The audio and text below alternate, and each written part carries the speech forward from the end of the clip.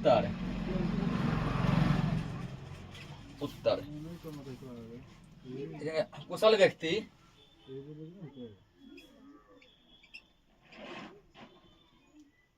कुशल व्यक्ति या सक्षम श्रमिक, पहले लिख लेते हैं फिर समझेंगे इसको। कुशल व्यक्ति या सक्षम श्रमिक समाज का निर्माण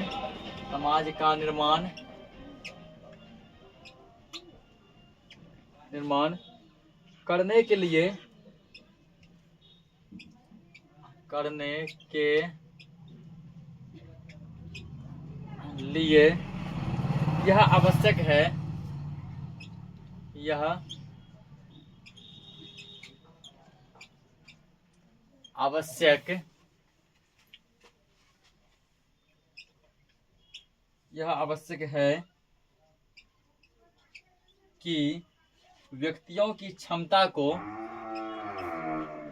यह आवश्यक है कि व्यक्तियों की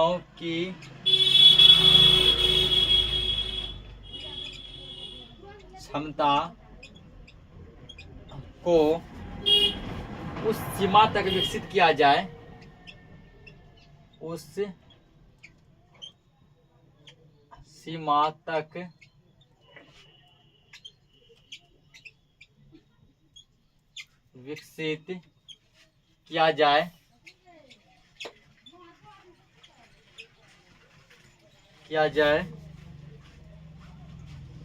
कि वे अपना पेशा स्वयं चुन सके।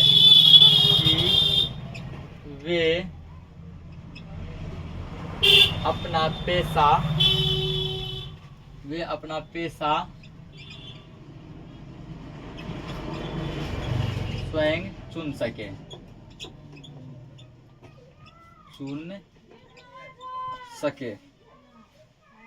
तो बोला गया कुशल व्यक्ति या सक्षम श्रमिक समाज के निर्माण के लिए क्या आवश्यक है। कुशल व्यक्ति या सक्षम श्रमिक समाज का निर्माण करने के लिए यह आवश्यक है कि व्यक्तियों की क्षमता को उस सीमा तक विकसित किया जाए कि वे अपना पेशा स्वयं चुन सके। पेशा का मतलब होता है काम। पेशा मतलब काम। किसी व्यक्ति को इतना आजादी दो कि वो अपना काम खुद चूज कर सके कि हमको कौन सा काम करना है, हमको किस क्षेत्र में जाना है। उसको जबरदस्ती किसी काम का बोझ मत दो कि तुमको यही काम करना है, चाहे उस काम में उसका रुचि हो, उस काम में उसको मन लगे, वो काम उसके करने आता हो या नहीं आता हो, ठीक ना। उसको जबरदस्ती थोपना नहीं है कि तुमको यही काम करना है। उसको आजादी देना है कि वो अपना काम क्या कर सके, स्वयं खुद चुन सके कि हमको ये काम करना है, ठीक है ना। इसको नोट करो। अगला क्वेश्चन देखते हैं। अगला क्वेश्चन दिया है कि मदन हक्का बक्का क्यों रह गया। मदन हक्का बक्का क्यों रह गया। पहले इसका उत्तर लिखते हैं, फिर इसको भी हम लोग समझेंगे। उत्तर में हम लोग लिखेंगे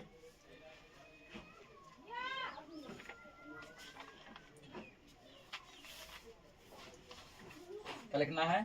मदन अपने पिता के क्रोध का मदन अपने पिता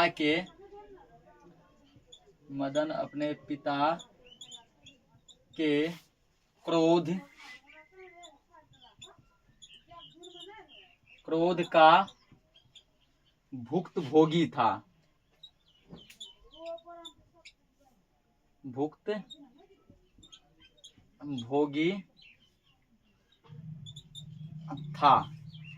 वह बराबर अपने पिता से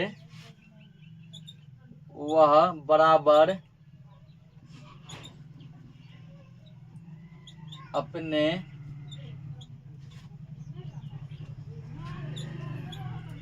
पिता से पीटता रहता था।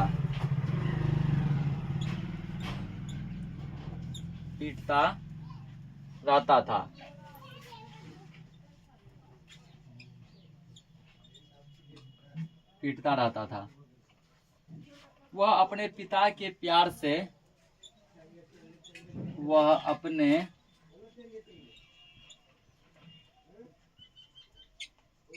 पिता के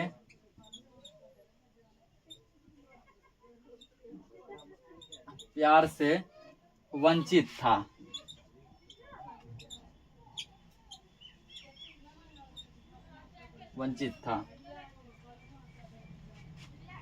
पर उस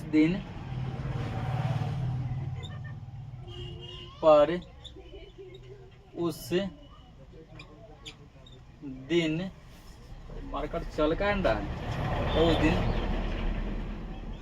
पिता ने पीटने की जगह पिता ने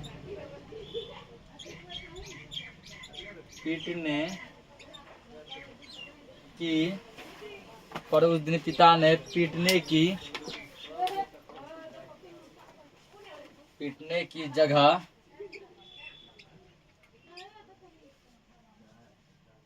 प्यार से उसे लपक कर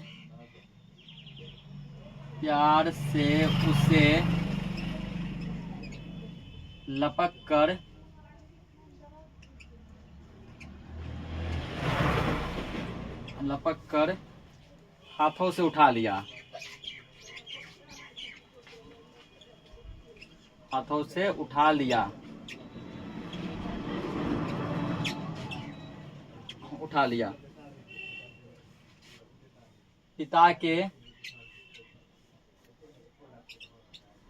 पिता के इस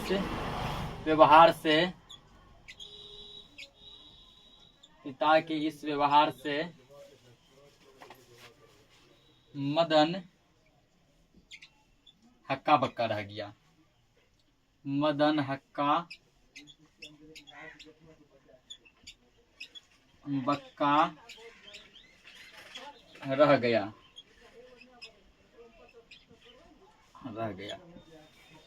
ये इसको समझते हैं। ये जो कहानी, ये जो क्वेश्चन जो दिया गया है, ये क्वेश्चन है विष के दांत चैप्टर से। तो जब विष का दांत चैप्टर हम आप लोगों को समझाए थे तो वहाँ बताए थे कि मदन के पिता गिरधर लाल उसे हमेशा पीटते थे।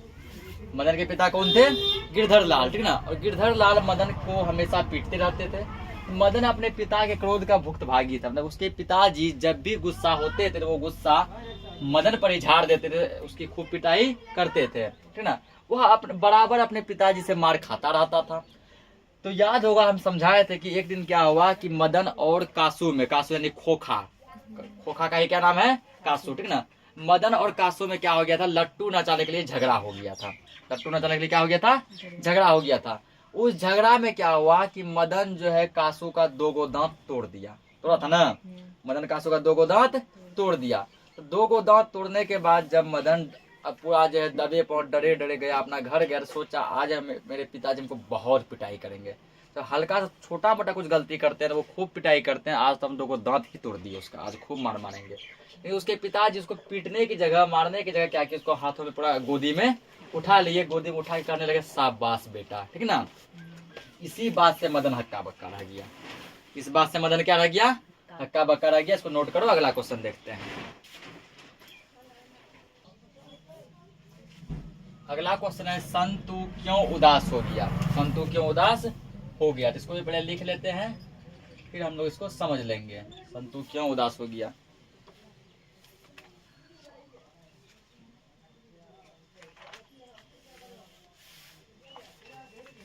ठीक है, मछली आज ही बनेगा, ठीक ना। सब लोग मछली आज ही बनेगा।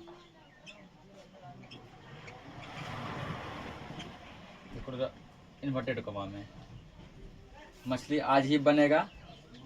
लेखक के कथन के बाद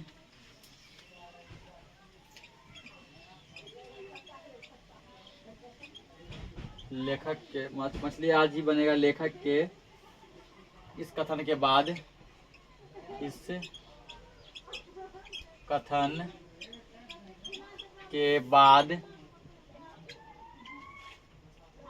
संतु पूछता है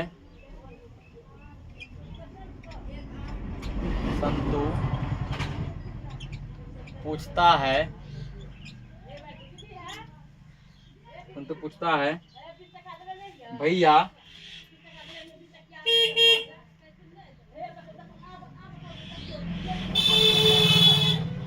भैया ना, मछली अभी कट जाएगी, मछली अभी कट जाएगी, मछली अभी कट जाएगी। तो लेखक ने कहा, तो लेखक ने कहा हाँ, लेखक ने क्या कहा, हाँ, ठीक ना, लेखक ने कहा हाँ, समझो ये चीज, हाँ क्या लिखेंगे अब, हाँ सुनकर, हाँ सुनकर संतु उदास हो गया, हाँ सुनकर संतु उदास हो गया।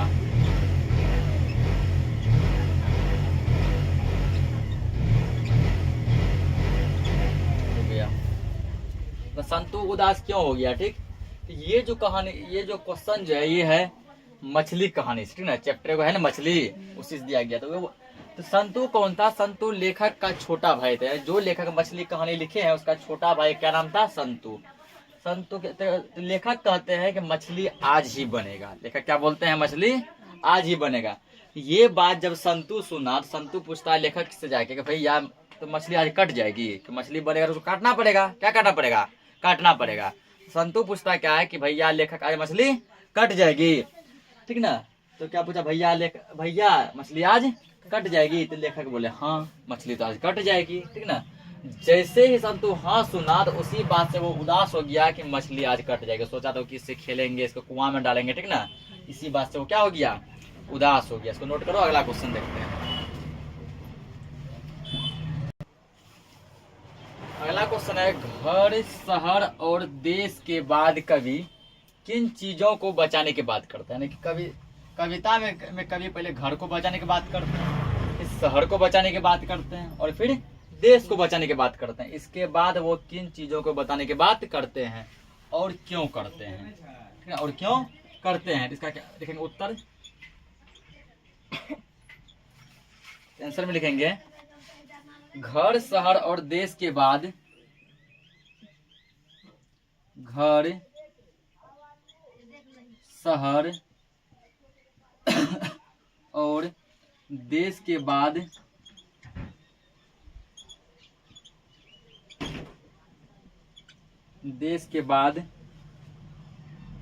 कवि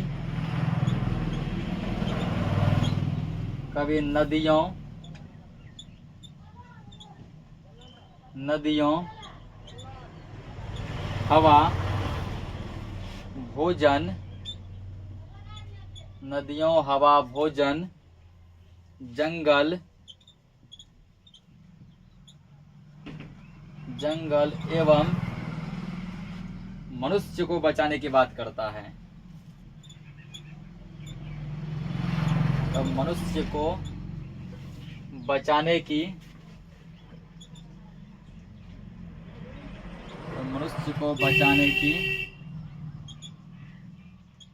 बात करता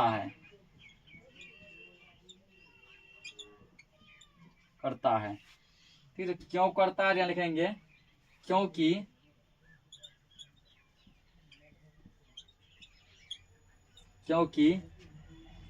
नदियां हवा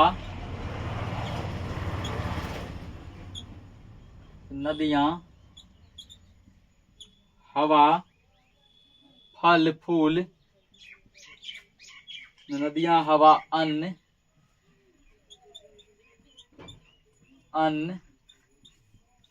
फल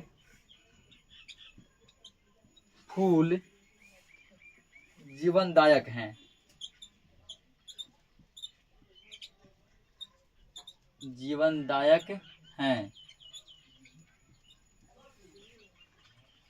इनकी रक्षा नहीं होगी,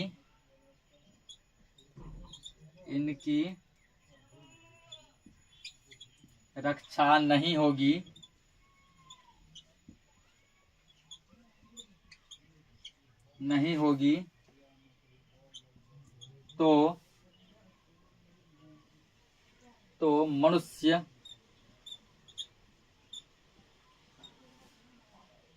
इनकी रक्षा नहीं होगी तो मनुष्य के स्वास्थ्य की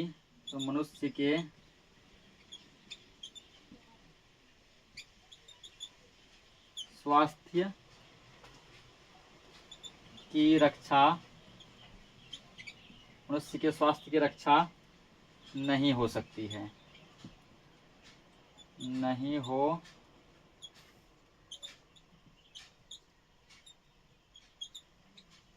सकती है।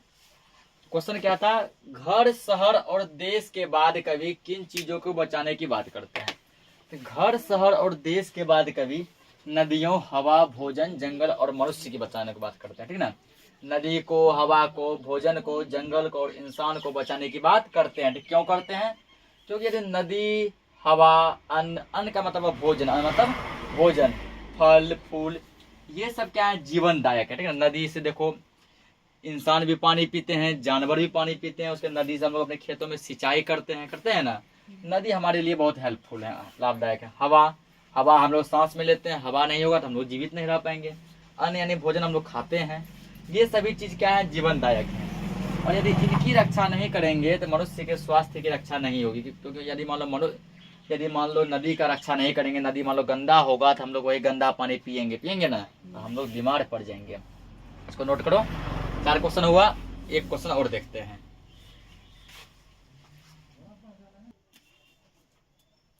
अगला क्वेश्चन है कि कवि वीरेन डंगवाल के अनुसार धमाके से कहाँ देवी जागरण हुआ, ठीक ना। यानी वीरेन डंगवाल के अनुसार देवी जागरण बहुत ही जोरदार तरीके से कहाँ हुआ था?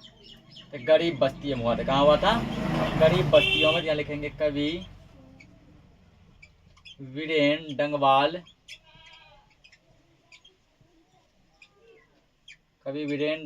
के अनुसार धमाके से गरीब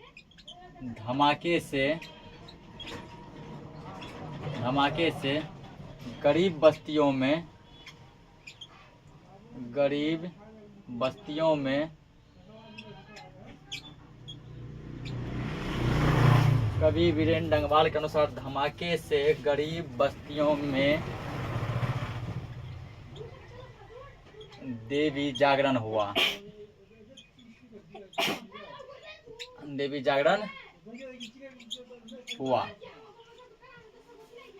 कुल 5 क्वेश्चन हम लोग देख चुके हैं, ठीक ना। तो मिलते हैं हम लोग नेक्स्ट लेक्चर में।